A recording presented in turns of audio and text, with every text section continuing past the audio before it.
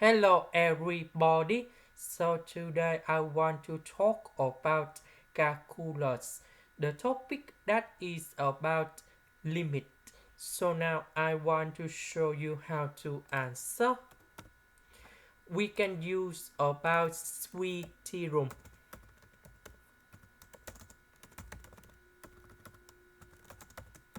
So we know that the range of sine n that should be about from negative number 1 to positive number 1.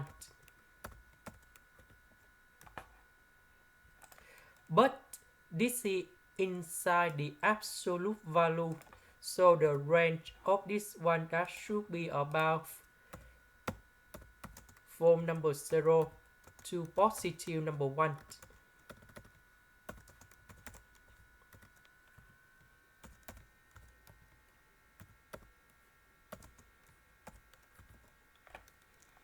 Next, we need to add number 1 for the both sides, and we have like this. Next, we divide both sides by 2n.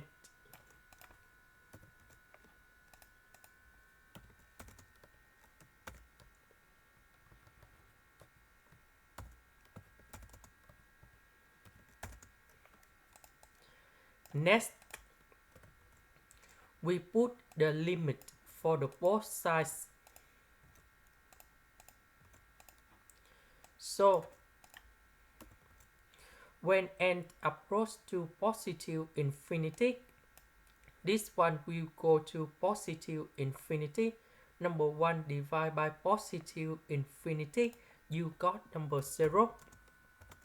Similar for the second one. So this one equals to number 0. This one equals to number 0. So the limit of this one equals to number 0. And that is the final answer. This is the end. Thank you for watching.